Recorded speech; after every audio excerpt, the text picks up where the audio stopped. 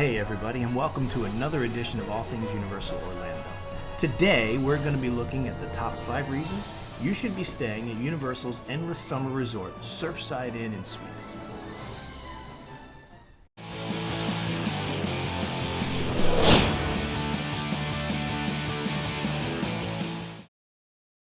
Thanks again for watching, everybody, and before we get started, I just want to remind you to like and subscribe, hit the bell notification so that you can be made aware every time we have a video.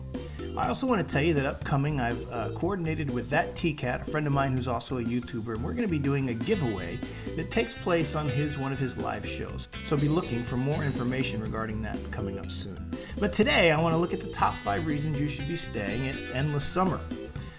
In a couple of months, we're going to be seeing the additional side of Endless Summer's Resort open up, and probably we'll do a review shortly after that. But I don't like to do that until I've been there and stayed there and having taken in some of the things that it has to offer. So that being said, I want to get right to this. It's a great resort. It's a new resort, and there's nothing wrong with that. In fact, if you're like me, the newer the resort, usually the better, because I know everything's going to be clean, everything's going to be nice, and everything's going to be modern and contemporary. And for me, that's a big deal. I always struggled when I stay at older resorts. Of course, that being said, Royal Pacific is my favorite resort, and it's one of the older resorts that they have there at Universal. So we want to look at the top 5 reasons you should be staying here at Endless Summer. And so let's get right to it. Great, Scott. Number 5. Number 5 are the amenities. Now, I want to say this. These are almost in every resort review I do because each hotel, certainly at Universal Orlando, offers some very similar, if not identical things, but they're great. What you get here are a little different maybe in some of those things. Yes, all resorts have pools and workout rooms and game rooms. They all have those things. But these are pretty good, and what I want to mention with those amenities is exactly that. Number 1 is the pool. It's a huge pool. It's shaped like a surfboard. If you're in one of the higher rooms, you get to look down on it and see it. It's actually pretty cool. And just like all the other pools at Universal, they have ping pong, Connect 4, all of those kind of things, those amenities that you would find at all of Universal's resorts pools. But this one's cool. There's plenty of seating here, and I think that's probably one of the neatest things about this resort is actually within the pool they have this kind of bench that wraps around the interior of the pool, so you can sit along the edge, soak in the pool while you're taking in the warm water, the warm atmosphere, cooling off after a long day in the parks. This pool is really pretty impressive, and I like it a lot. That, to me, is the best part about it, is that I don't have to go in and swim. It's a shallow pool. I don't think it's anything more than 3 feet anywhere. But that being said, I don't need that. I'm not like a big swimmer or anything like that. I just like to sit there on the side, rest in the water, cool off, chill out while my kids do whatever they want to do. And if you're like me, that's a benefit. The fitness center here is also pretty good, and it's brand new. And so that makes it good. It has modern equipment. It has a lot of equipment. I mean, it's not the largest fitness center. It's not like Jack LaLanne that you find over at Cabana Bay, but it's an excellent fitness center. The game room is equally good, and there's lots of good games. It's pricey as far as I'm concerned, but I'm not that kind of a gamer. I'll stay at home with my PlayStation if I have to. But my point is, it has a nice game room. And then, of course, my favorite thing about this, as far as the amenities, not mentioning the restaurants and the dining, we'll get to that further on in the countdown, is I think this has one of the better Universal Studios store. Of all of them, I think Cabana Bay has the best store, maybe Portofino. But this one's right up there. And it has a lot of exclusive stuff that's Endless Summer. It's not just Universal stuff, and you'll see on the green screen behind me, but they have a lot of like Ocean Pacific and Tommy Bahama, those kind of things that fit into the theming of the Endless Summer Resort. So amenities, that's the 5th reason you should be staying here. Number 4, boop boop doo boop. Number 4, you just heard me talk about it, is the dining. There's not a lot, and that's a downside, but what they have is good. But the best part about it is nothing on the menu is priced over $12. They've done an amazing job at Universal of making this the best value price resort that I know of for a themed theme park resort. The Beach Break Cafe is the name of the primary restaurant. Casual dining, food court kind of stuff. You're able to take a break from the park, from the adventures of a long day in the park, come back in, get some, it's kind of like, they say it's kind of themed around food truck food. And living in the Portland area, which is the home of the food cart, food truck, I'd say they've captured this. I mean, as much as you can without being authentic. The Beach Break Cafe, casual food, kind of a SoCal-inspired flavors, fresh ingredients, a lot of that kind of stuff. New things that you probably haven't tried before, but the best part, like I said, is nothing on this menu costs more than $12. That is amazing. You can hardly go to McDonald's anymore without spending more than $12. And here you are at a themed resort, themed around a great vacation spot with theme parks. And nothing on this menu is more than $12. Well done, Universal. Well done, Endless Summer. It is open for breakfast, lunch, and dinner. Like I said, it features fresh meals, breakfast pizzas, to comfort foods, to power bowls. It offers something essentially for everyone. Grab and go stuff. It's carefree. It's just an amazing, relaxed setting. I highly recommend, while you're there, grabbing something to eat at the Beach Break Cafe. But there's also the Sandbar. Now, this is just a bar, and it's only located outside by the pool. So there's no lounge inside that I am aware of for you to partake in. But again, that's not the theme of this resort. That's not the kind of resort this is. They're not presenting it as a high-end thing with a lot of luxury to go along with it. They are theming it around practical, Surfside kind of stuff. The bar outside is pretty nice. Again, strictly a bar, and it's the only one that I know of there. And then, of course, they have a Starbucks, just like every other hotel, just like everywhere else in Universal. There's a Starbucks, and I don't need to tell you what that has to offer. Coffee and whatever else. Tree and a half. Wait, tree or tree and a half? Number 3 is theming.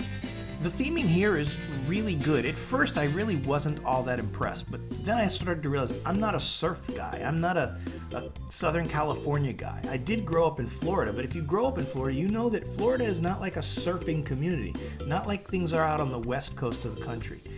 But it is themed well, and it has a lot of those kind of theming elements. When you walk into the lobby and you see the wooden rack that is shaped in the form of waves, and all of the surfboards, and the vibrant colors, all the bright, beachy kind of feel that it offers, and it's really good. And I remember when they did the grand opening, they had people walking around carrying surfboards and flip-flops, and all of this theming that Universal is becoming known for is not missed here.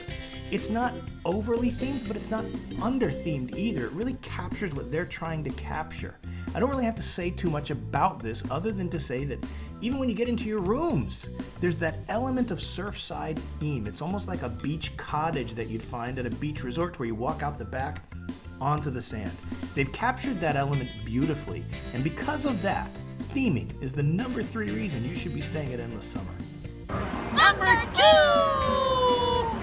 Number 2, all the benefits of staying on site. Universal's done a great job at all of their resorts, certainly the 3 premieres, but even in all of the ones that they've brought on after the fact, have just really excelled at making it worth your while to stay on site. Early park admission to the Wizarding World of Harry Potter, pretty easy transportation. Now, I need to stop here and say, this resort is off-site.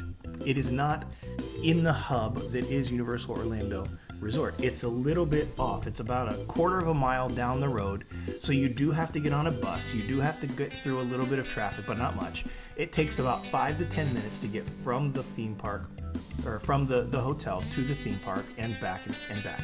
So it's not inconvenient, and the buses run pretty consistently. I suppose you could walk if you wanted to, but I can't imagine why you'd want to, and you'd have to cross some pretty busy highways and streets to make that happen. So I wouldn't recommend that. Take the bus. The transportation is available for you. And of course, the same as always, your hotel room key is more than just a card to get you into your room. You can shop with it. You can shop in the parks with it. And if you buy something in the park, they will still deliver it to your room at Endless Summer. Those are just a few of the amazing benefits you get from staying at Endless Summer. It's true with all of Universal's resorts, but this one has it included as well. So before I get to the number 1, let's recap the top 5 so far. Number 5, amenities. I've shared them with you. You know what they are. I'm not going to go back over them. Great stuff. Amazing stuff. Number 4, dining. Yep, there's only one restaurant, but when nothing in that restaurant is priced over $12 and I'm on vacation, sign me up. Number 3, theming. It's not overly themed, it's not under-themed, it's themed perfectly for capturing that beachside cabana that you might find on any beach at any resort town in the world. And here you're in the middle of the state. It's a great job that they've done theming, and I liked it a lot. Number 2, all the benefits that you get from staying on a Universal Orlando Resort property. I don't have to go over them anymore. Nope, there is no express pass. It does not come with your room here.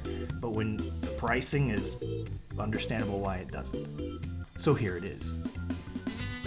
Hey, number 1.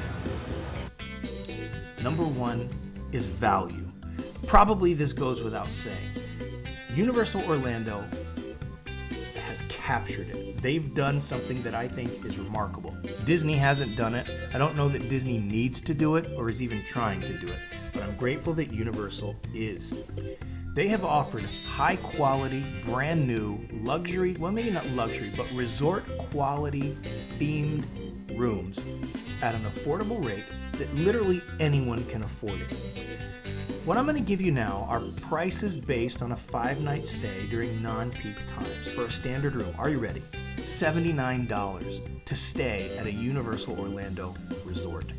It's not on site, but that's why you're paying a little bit less. $79? Are you kidding me? Who can't afford that? Any family can save enough to stay here. What you get in your rooms is great. First of all, they're new, so they're clean and they're fresh. Everything about it is good. Bright, beachy, open, soothing. Here's what I've got written down. Affordable rooms that invite the sun in. Dry colors of the ocean, colors of the sand. That it evokes, like I said, that surfing lifestyle, that California beach cabana kind of thing. And it should be appealing essentially to everyone. You'll feel like you're stepping into paradise or stepping out of paradise when you leave. But that's just part of it. $79. I understand they offer a Florida discount rate if you're a Florida resident that's even less. I wasn't able to get any information on that, but I've heard that multiple times and from pretty credible sources, so my guess is there's some truth to that.